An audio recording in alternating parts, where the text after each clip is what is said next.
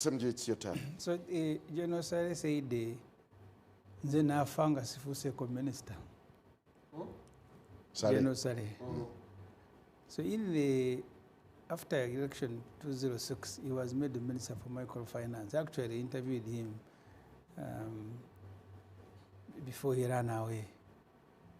I had thought in my mind that he would be the last member of President Yoweri Museveni's family to be in the cabinet, or Takalama to be in the cabinet.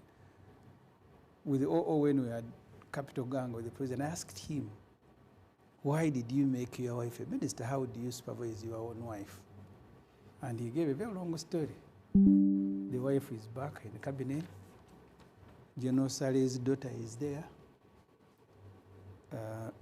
Muhozi's Moram Shatsi Kutesa is there. Foreign affairs? No, she's in finance. I think microfinance. Yes, state finance, yes, micro. That's a Moram for General Muhozi.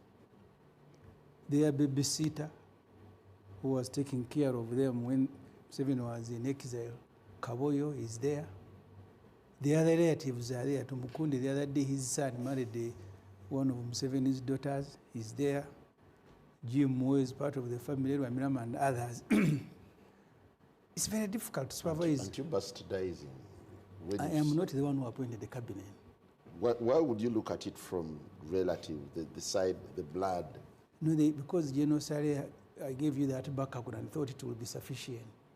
Okay. Since then, Afanga Sifuse minister.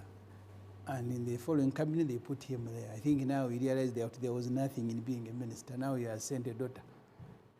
Sale's daughter, Moses Moram, their babysitter, their mother. Now imagine a father chairing a cabinet with all these family members there. And they are not the only, these are the immediate ones. So there are others, I've told you, Tumukunde, Muhezi, Ramirama, etc. The president is very casual when he's choosing a cabinet. That's how he ends up appointing my sister and friend, the Honorable Kasule Lumumba, a chief whip. Yet, the Administration of Parliament Act says parties will elect from amongst their members. The Honorable Kasule Lumumba, if she is vetted, she is ex officio. The first activity in Parliament is to designate members. And if you're ex officio, you will need to be vetted, and then you will need to take an oath for you to access Parliament. Now Museveni appointed someone who cannot access Parliament to go and do Parliament work on day one. You remember when he appointed the Honorable Chinove as ambassador in Russia?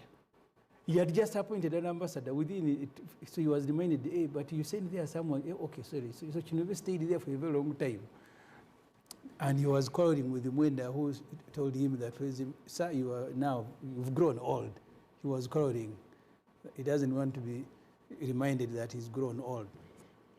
But President who has been around for a very long time with advisors. But the anomaly was corrected. Yeah, but you see, how could it even have happened? How? That the president with all the advisors, he has 100 of them, he has assistants in their hundreds. He can issue a list and assign someone to go and assign other NRM leaders' duties when that person cannot access Parliament. Because until cabinet has been vetted and ex-officials are now invited one by one to take an oath, they can't access Parliament. But she is the one Museveni had assigned to go and designate, because today the first activity was designation. So for me, that's the president is very casual, and I'll come back to that. Let me just generally look at cabinet. One other thing I see in this cabinet is that there is a severance of relationship between the Obote family and Museveni. Museveni has dropped the representative of the Obote family, the Honorable Betty Amongi, and there is no UPC as brought. But Jimmy was protesting that UPC had never been in the last election, she stood as independent. She's actually, she's not in Parliament as UPC. I have seen her quarreling, but I've also seen others make a mistake. The Honorable Santa Alum was the chief whip, was the whip of UPC, but UPC did not gave her a card, so she came as independent. She's former UPC by the structure of the law. So the sole representative of the Bota family has been removed.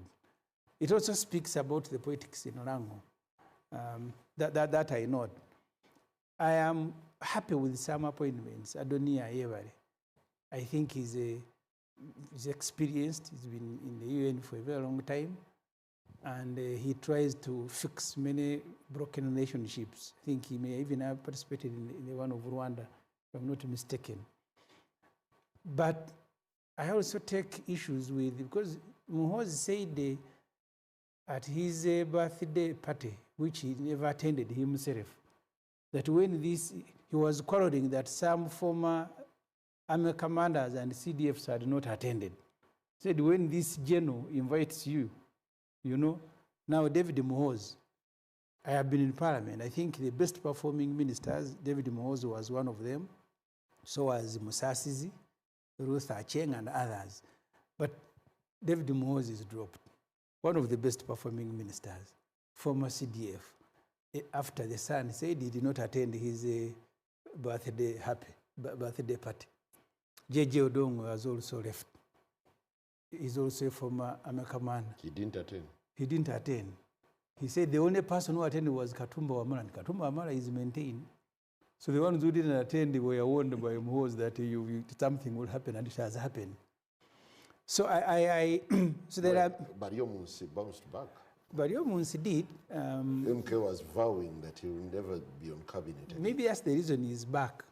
But also, Baryomunsi has been very active as a minister of information. He's a medical doctor, but he's been very active.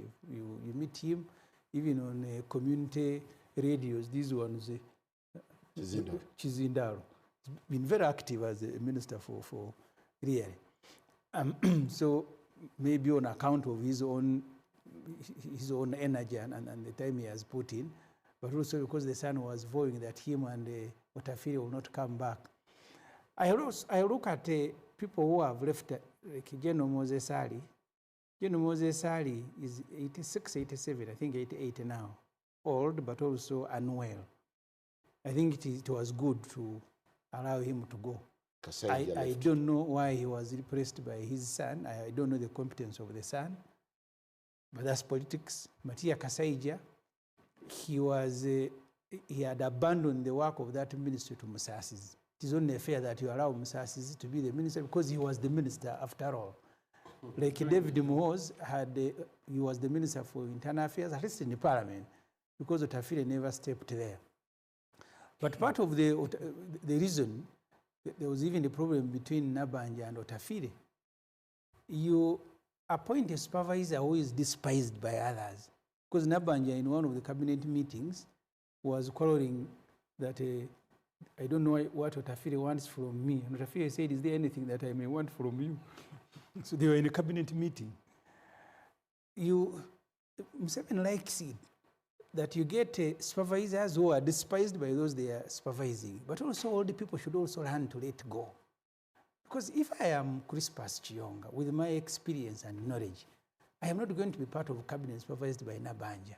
Professor Kamut, you were part of Obote in 1980. I mean, very knowledgeable people. And then you avail yourself to be supervised by people you should be teaching. But when you look at the calculation of the president, yes, does it in a way sink into his ambition of Chisanja, no sleep? No. O was referring to the National Development Plan 4. The National Development Plan 4 has targets, serious targets. One of them that has attracted me is that every year government wants to generate nearly 900,000 jobs. In the National Development Plan 3, they were able to generate only about 300. That's according to their figures. It may not be true, but at least they say they failed. We have done tarmac roads now, I think, to about 6,000 from a stock of about 20,000. If you go to education, we have 2 million in secondary school, we have 200,000 in tertiary, and maybe about 9 to 10 in primary school. if you read, including the National Planning Authority, they give you the challenges in the education sector. One of them that is outstanding is that because of the quality of education that we give to our children, many of them, their productivity level will not go beyond 39%. Even IMF has done a report about that. So if you choose people, because Museveni's wife is very passionate about education, but she doesn't have time, but she's also inaccessible. She runs that ministry through emissaries because she never steps there. Muyingo and Kaduchu and others who are at the ministry, they wait for ADs from Mama to come. So the ADs are the ones who sit ministers and assign them, you are foreign minister for this, you do this. And then they disappear. So there will be nothing done at the ministry because even at a parliamentary level, we spend 5 years without seeing the Minister for Education. And the Honorable Taiwa said, because of the health restrictions, because each time you are going to access the president or a member of his family, you must do a COVID test. Say the first aid cannot be here. So if someone who is inconvenienced by health consideration, restrictions, why do you assign that person a responsibility of more than 15 million people? Because we have nearly 15 million people in the education sector. And the person who is supposed to be superintending on that sector is not available. And then you do reports, your own reports, and say children who are in school will not go beyond 39% their productivity level. So whether it is works. So when you combine the cabinet, and that's how I want the public to look at it, you have assembled a team that is supposed to deliver the National Development Plan 3 in relation to Uganda Vision 2040. So this particular group, when I was interviewed by NBS, I told them, just tell me a single private company that can hire any of those people Museveni has put in the cabinet. Just tell me, you're a private company and you go looking for staff and you hire who? Maybe the Adonias. But can you hire Chiyonga? They should be at home. They shouldn't be anywhere. Well, as we take a break, Honorable Kwizera, is Chisoro satisfied or impressed? Did you have a share, given your voting pattern? You see, I want to inform you and Ugandans that who benefits from a good cabinet? Is it the president or it is the people who are supposed to be served? So when the president is appointing ministers, he should be focusing on the delivery, those who want service. Yeah, but